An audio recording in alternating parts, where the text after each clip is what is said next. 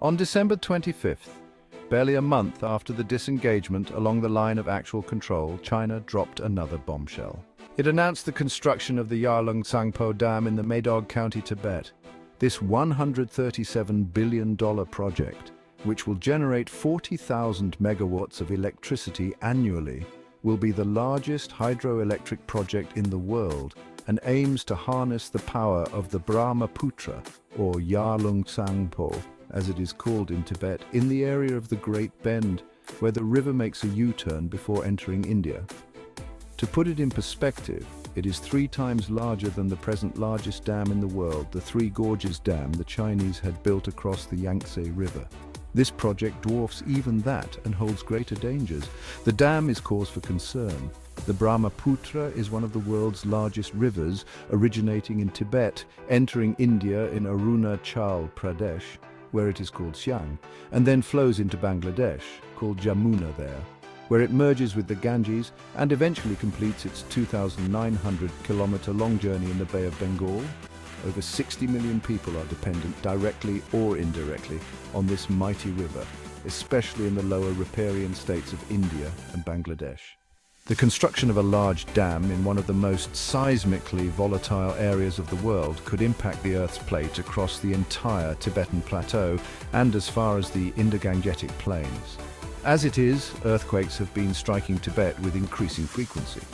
The construction of massive tunnels, 4 tunnels, each over 20 kilometers long, are to be drilled beneath the mountains to funnel the water. And massive reservoirs in this sensitive region will have a long-term ecological impact which cannot be gauged at this juncture. The Three Gorges Dam created a reservoir whose very weight slowed the rotation of the Earth. A dam 3 times larger could create far greater imbalances. China has shrugged off India's concerns of reduced water flows by stating that it is a run-of-the-river project which does not store waters but merely uses it for hydroelectric purposes. But its very construction gives it the ability to hold the waters and, at a later stage, create channels to divert them towards the Chinese hinterland. The mighty Brahmaputra receives over 70% of its waters only after it enters Arunachal Pradesh and is joined by the Dibang and the Lohit distributaries. But China's ability to divert part of its flow is worrying, since it will be able to store the waters in the dry season and release it in the wet months, causing floods. And one has to only look at their Mekong River project, which China launched in the early 1990s. 11 massive dams were constructed on the Mekong River, touting the usual line of how it would not affect the flow downstream.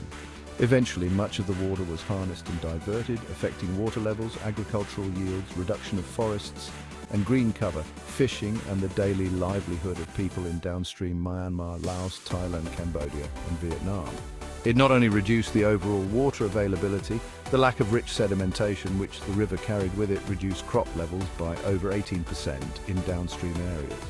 Unfortunately, there is no water-sharing treaty between India and China, and no international mechanism exists that addresses the concerns of lower riparian states. Seeing past patterns, China is likely to go ahead with the project and dismiss the concerns of India and Bangladesh. India has a 15-year window till 2040, when the dam will be completed. It must use this time to evolve its own mitigating actions. This will involve formulating water sharing and advance warning mechanisms with China and the creation of dams, catchment areas, canals and distributaries to optimally utilize the waters in our own areas. This would, of course, raise hackles in Bangladesh, and water harnessing and sharing mechanisms will have to be deliberately and carefully worked out with them as well. It is unlikely that China will enter into an arrangement like the Indus Waters Treaty, which Prime Minister Nehru and President Ayub Khan signed in 1960. That was excessively generous, to say the least.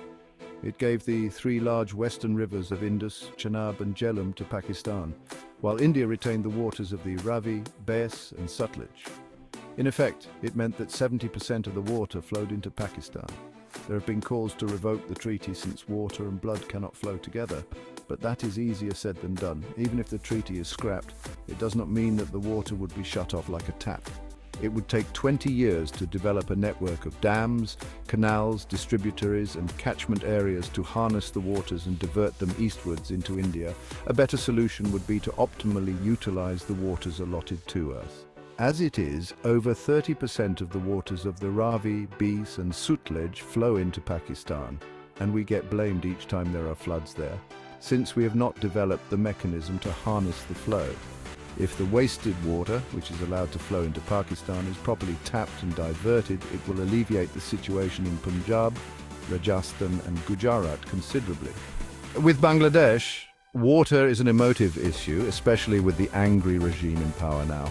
54 rivers flow from India into Bangladesh, and every year India is blamed for everything, from floods to drought, crop failure, high salinity and diminishing water tables, poor fishing and agricultural yields.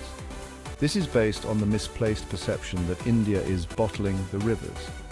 The Farakka barrage raises a storm of protest, as did the plans to interlink rivers within India to curb floods. The failure to reach an agreement on the Teesta waters, which was about to be signed but had to be scuttled due to the objections of Chief Minister Mamata Banerjee, is also a sore point. More than any other nation, India and Bangladesh are linked by common rivers, and they will be severely affected by the Chinese dam on the Brahmaputra, in fact, even more than us.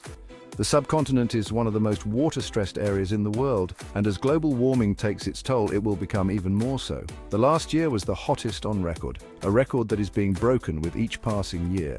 As temperatures rise, they will lead to intense monsoons and heavy flooding initially, as we are seeing now. Then there would be a gradual decline in rainwater and glacial flows. Each passing year will reduce the availability of water and the rivers, which are the lifeline of the subcontinent. They have to be continually replenished and allowed to flow freely. Else, the dam water issue could lead to rising temperatures in more ways than one.